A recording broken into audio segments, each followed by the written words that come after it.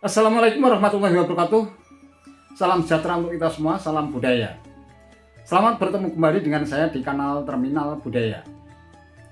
Sahabat-sahabat tercinta sebangsa dan setanah air yang sangat saya hormati, penolakan kehadiran Anies Baswedan, bakal calon presiden yang diusung oleh Koalisi Perubahan untuk Persatuan yang terdiri dari Partai Nasdem, Demokrat, dan PKS kembali terjadi. Kali ini kebetulan Anies dalam rangka melakukan safari Ramadan masuk di kandang Gubernur Jawa Tengah Ganjar Pranowo, yaitu di kawasan Rembang. Berita itu justru disampaikan sendiri oleh salah satu loyalisnya, Profesor Musni Umar, yang merupakan ex-rektor Universitas Ibnu Khaldun yang sekarang kembali berkiprah dalam dunia politik meskipun tidak menjadi kader partai. Profesor Musni dalam unggahan video pendeknya di akun Twitternya pada tanggal 10 April 2023 mengungkap tentang banyak hal, ya, termasuk rekam jejak Anies, bagaimana ketika Anies terpilih oleh mayoritas warga DKI, kemudian juga keberhasilan kepemimpinan Anies di DKI dibeberkan oleh Musni Umar. Untuk lebih jelasnya, mari kita simak videonya berikut ini. Anies Baswedan, calon presiden dari Koalisi Perubahan dan Persatuan yang dimotori Partai Nasdem, Partai Demokrat, dan Partai Keadilan Sejahtera, serta Partai Umat, melakukan safari Ramadan secara senyap. Beliau mengunjungi pondok-pondok pesantren di Jawa Timur dan juga di Jawa Tengah.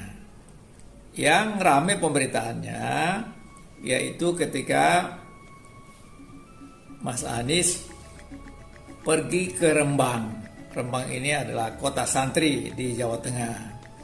Nah, kemudian dia dijemput dengan spanduk, setidaknya ada 4 spanduk yang dipasang. Intinya menolak kedatangan Anies Baswedan. Kemudian dikaitkan di situ politik identitas, kemudian radikal, khilafah. Wah, udah macam-macam deh di situ.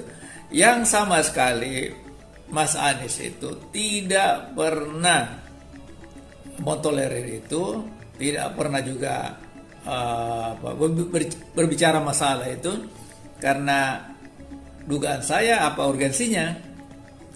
Toh organisasi FPI dengan HTI itu sudah dibubarkan.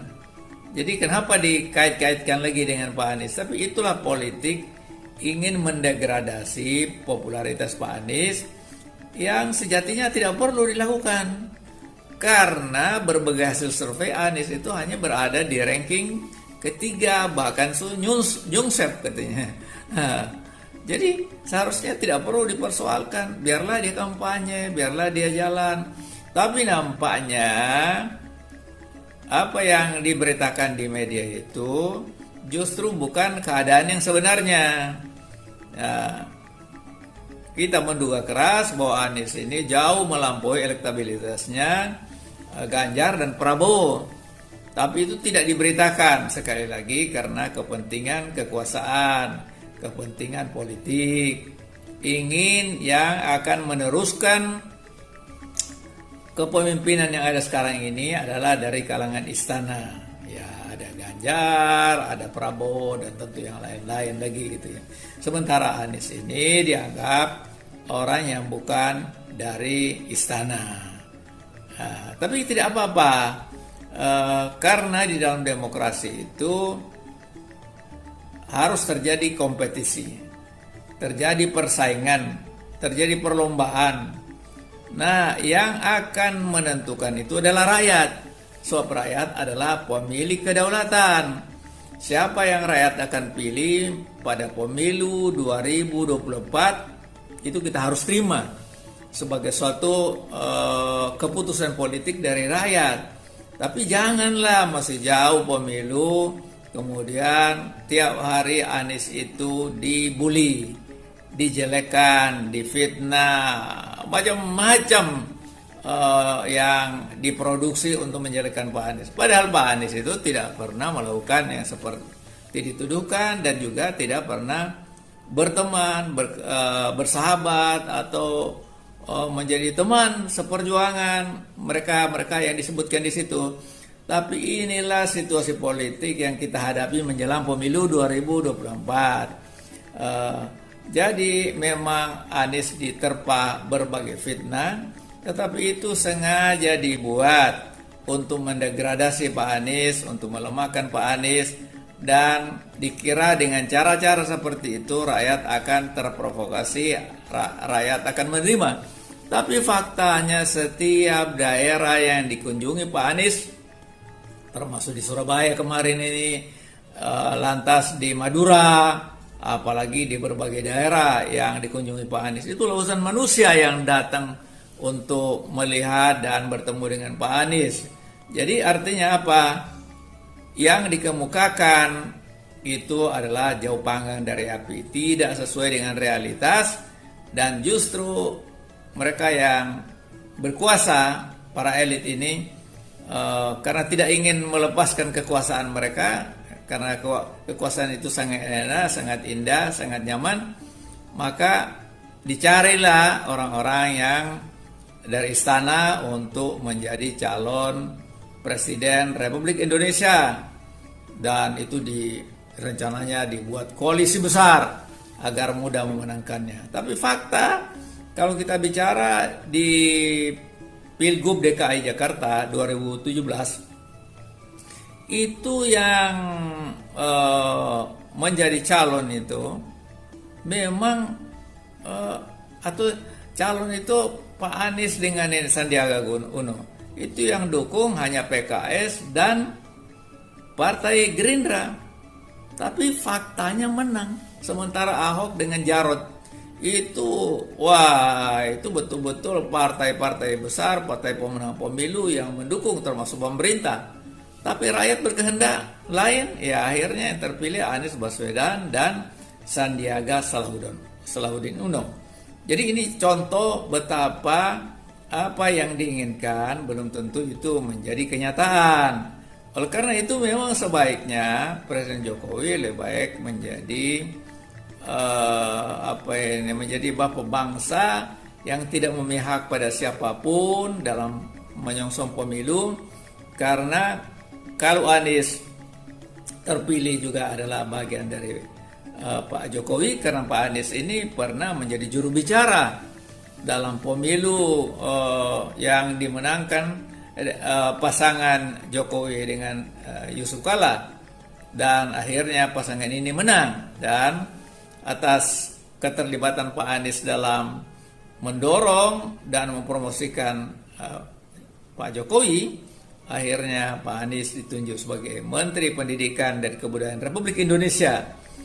Tapi itu masa yang memimpin itu tidak lama, karena akhirnya pemerintah menyadari satupun tidak ada perwakilan dari Muhammadiyah.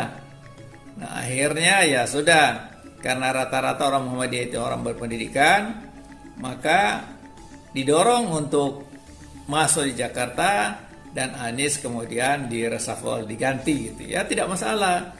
Tapi hikmahnya setelah diganti kemudian menjadi calon gubernur DKI Jakarta dan terpilih. Jadi ada hikmah di setiap terjadi peristiwa, dan termasuk yang dialami oleh Mas Anies.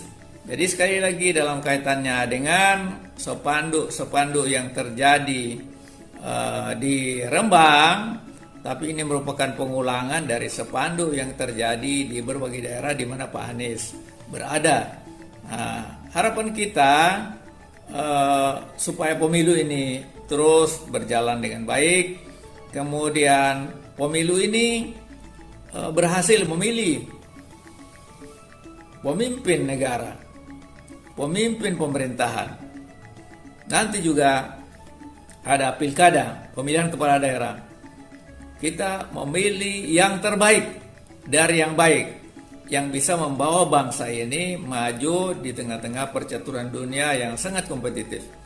Nah, dalam kaitan dengan masalah yang dihadapi, maka kita harapkan agar rakyat itu hati-hati, berpartisipasi dalam menyukseskan pemilu dan menjaga suasana damai. Jangan sampai kita ribut, kemudian keinginan kita untuk memilih pemimpin yang terbaik kemudian buyar. Saya kira ini barangkali respon kita. Sekali lagi terima kasih. Itu karena jelas faktanya pada saat Pilkada DKI 2017 itu berlangsung, hal-hal yang beraroma sara, berbau politik identitas itu sangat kuat. Termasuk diantaranya ada yang menyebut-nyebut bahwa mereka yang tidak memilih Anies Baswedan ya, pada saat Pilgub DKI berarti dinilai atau dianggap tidak seiman. Bahkan ada juga menolak untuk melakukan sholat jenazah terhadap orang yang meninggal hanya karena perbedaan pilihan politik. Ternyata tidak hanya sebatas penolakan dari warga masyarakat, ada juga sebuah ormas yang menyebut dirinya sebagai pejuang nasional Indonesia Bersatu, PNIB, ini juga menolak kehadiran Anies Baswedan pada saat di Rembang, Jawa Tengah. Mari kita simak videonya berikut ini. Nah, benar kan? Jadi penolakan itu memang benar-benar ada, benar-benar sebuah fakta. Jadi bukan sesuatu yang direkayasa, dan itu saya kok tidak yakin itu sengaja dimobilisir untuk menolak kedatangan Anies. Saya kira kalau kita simak video dan pemberitaan mengenai penolakan Anies itu murni dilakukan secara spontan, yang tidak ingin daerah Rembang yang dikenal sebagai daerah yang cukup nasionalis dan religius ini ternoda oleh kedatangan seorang bakal calon presiden yang pernah memiliki rekam jejak demokrasi yang kurang bagus pada saat memenangkan Pilkada DKI Jakarta. Memang benar sih yang mengusung Anies Sandi pada saat Pilgub DKI Jakarta itu berlangsung hanya dua parpol, yaitu Gerindra dan PKS. Namun faktanya banyak ormas-ormas yang sebenarnya tidak berkaitan dengan persoalan-persoalan politik, hampir semuanya melakukan tindakan yang sama secara masif dengan menggunakan praktek politik identitas dengan tujuan semata-mata untuk menumbangkan seorang Ahok yang kebetulan non-muslim. Jadi itulah fakta yang terjadi. Nah, tentu saja ini juga perlu menjadi warning yang serius. Ini juga belum musimnya kampanye.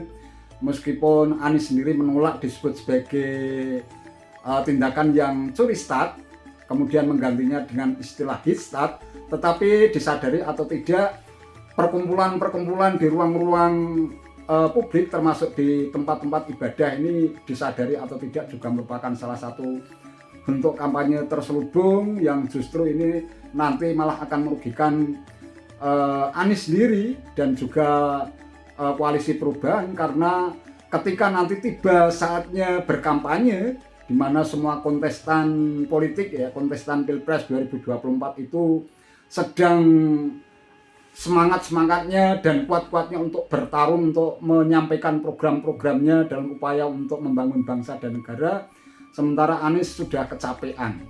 Oleh karena itu, penolakan-penolakan yang datang secara spontan dari warga masyarakat hendaknya dimaknai sebagai bagian dari evaluasi dan koreksi bagi Anies sendiri supaya tidak melakukan safari politik sebelum masa-masa kampanye ini berlangsung. Itu saja yang bisa saya sampaikan. Terima kasih atas perhatiannya. Sampai ketemu lagi pada konten saya berikutnya. Wassalamualaikum warahmatullahi wabarakatuh.